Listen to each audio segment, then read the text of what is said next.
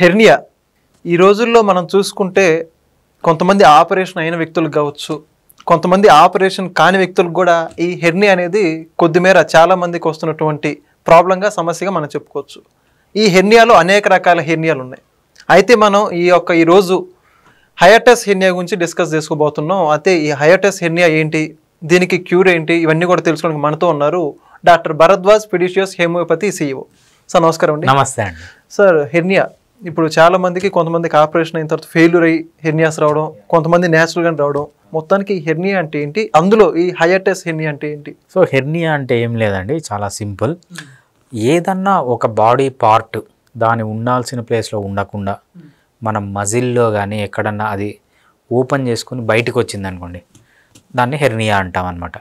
For example మన కడుపు ఉంది, ఇదంతా మజిల్స్ ఉంటాయి, 6 ప్యాక్ మనకు మజిల్స్ ఉంటాయి చూసారా, అవన్నీ మజిల్స్ మన లోపల ఉన్న ఇంటెస్టైన్ అంటాం అనమాట. మన పేగుల్ని బయటికి రానియకుండా ఇట్లా పట్టి పెడుతుంది అనమాట మజిల్. ఆ మజిల్లో ఏదన్నా వీక్నెస్ వచ్చినప్పుడు పేగులు బయటకు వచ్చినాయి అనుకోండి, దాన్ని హెర్నియా అంటాం అనమాట. ఓకే. సో ఎక్కడి నుంచి ఏదన్నా ఒక బాడీ పార్ట్ దాని ప్లేస్లో ఉండకుండా ఒక చిన్న గ్యాప్లో నుంచి బయటికి వస్తే దాన్ని హెర్నియా అంటాం అనమాట.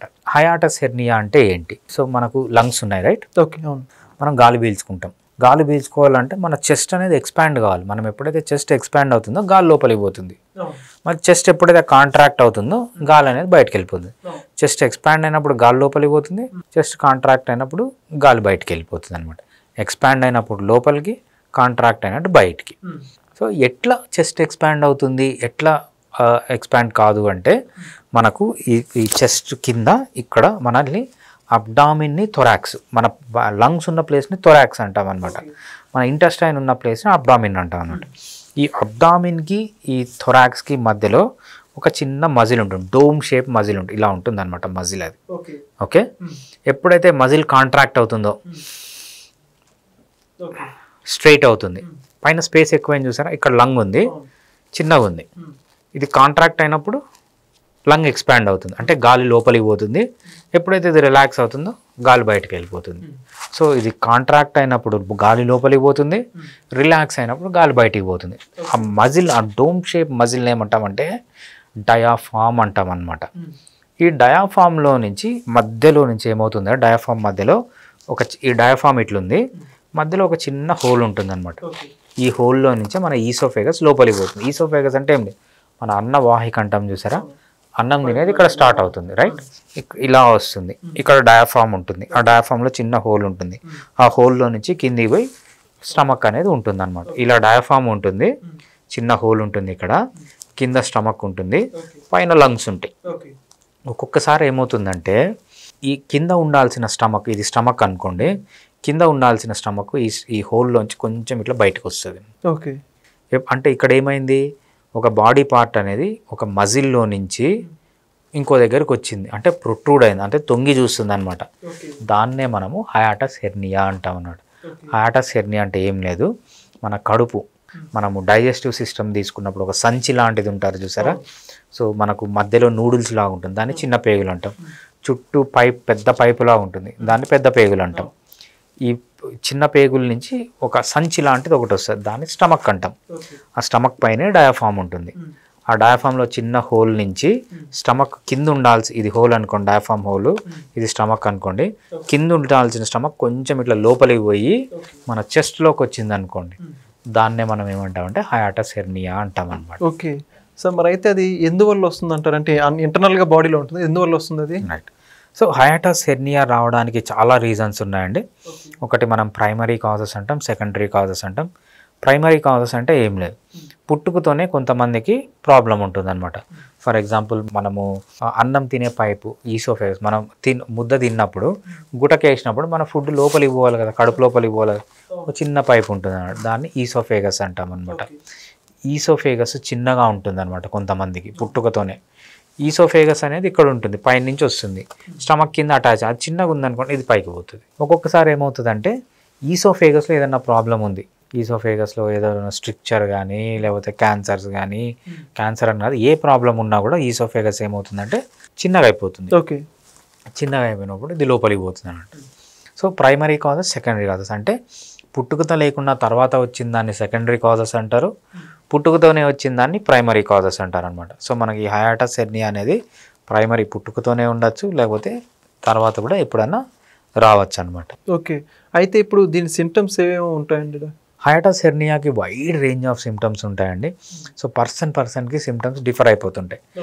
మనం కామన్గా చూసేది ఏంటంటే కొంతమందికి ఎప్పుడు వామిటింగ్ సెన్సేషన్ ఉండడం, లేకపోతే వామిటింగ్ అయిపోవడము, లేకపోతే మింగుడు పడడం అనేది కష్టంగా ఉండడము, కొంతమందికి ఎంత కొంచెం తిన్నా కూడా రిటర్న్ రావడం, రీగర్జిటేషన్ అంటాం అనమాట, రీగర్జిటేషన్ రావడము, కడుపులో నొప్పి ఉండడము, కంటిన్యూస్గా నొప్పి ఉండడం, సివియర్ పెయిన్ ఉండడం, ఒక్కొక్కసారి ఇట్లా ముట్టితేనే టెండర్నెస్ ఉండడము, ఏది తిన్నా వామిటింగ్ కావడము, అంటే ఇవన్నీ ఇనిషియల్ స్టేజ్లో ఉంటాయి. ఇవన్నీ ఇలా ఉండడం వల్ల స్టమక్ కూడా సరిగా పనిచేయదనమాట. అంటే డైజెషన్ సరిగా జరగదు, అబ్జార్ప్షన్ సరిగా జరగదు.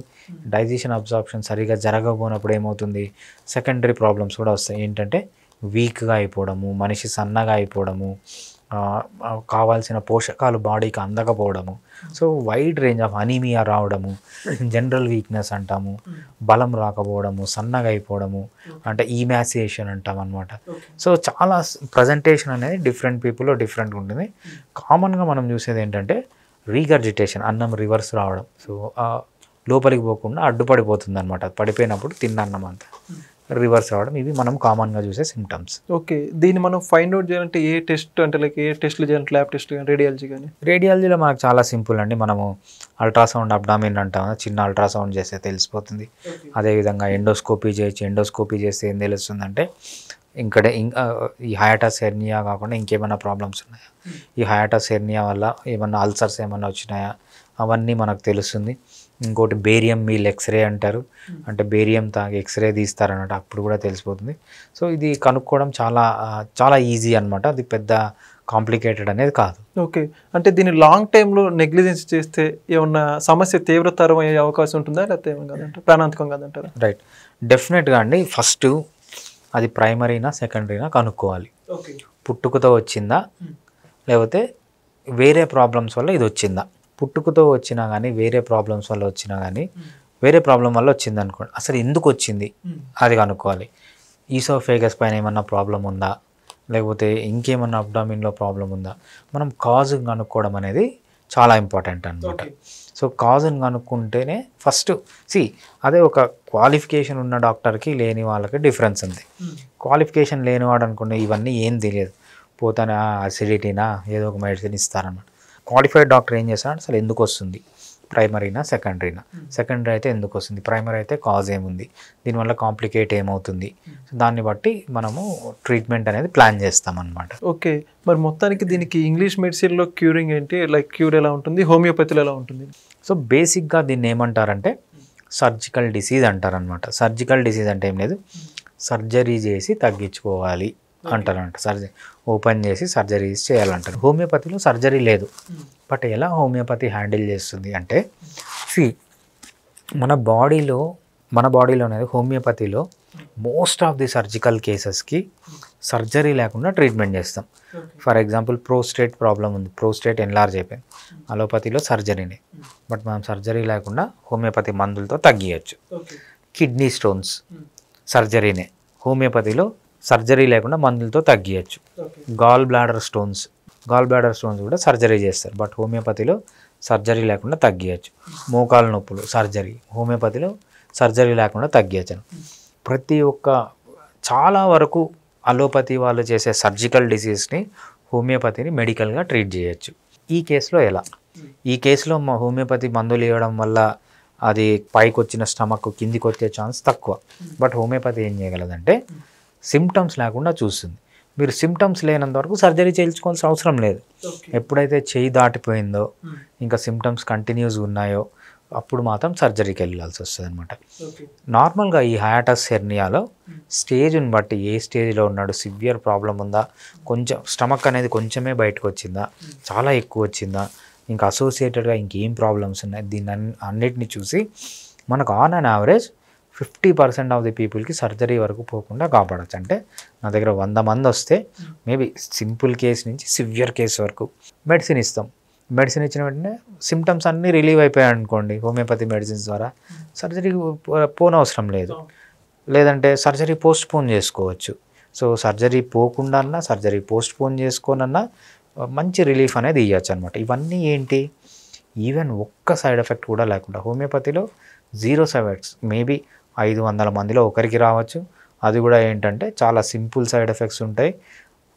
మందు చేంజ్ చేసిన, డోసేజ్ చేంజ్ చేసిన సైడ్ ఎఫెక్ట్స్ అనేవి పోతాయి అన్నమాట. ఓకే. దీంట్లో హ్యాటస్ హెర్నియాలో కూడా అంతే అనమాట. సో మంచిగా ట్రీట్మెంట్ ఉంది, చాలా సేఫ్, నో సైడ్ ఎఫెక్ట్, చాలా ఎఫెక్టివ్. మీరు ఆయుర్వేద, యునాని, సిద్ధ, అలోపతి ఏదైనా తీసుకోండి, బెటర్గా దీనికి ఉంది. టైమ్లీ మీకు రిలీఫ్ అనేది కూడా 6 నెలలకో 7 నెలలకో సంవత్సరాల తడబడి అవసరం లేదు. మీకు వెంటనే వితిన్ 1 వీక్ 2 వీక్లో మంచి రిలీఫ్ అనేది తెప్పియచ్చు.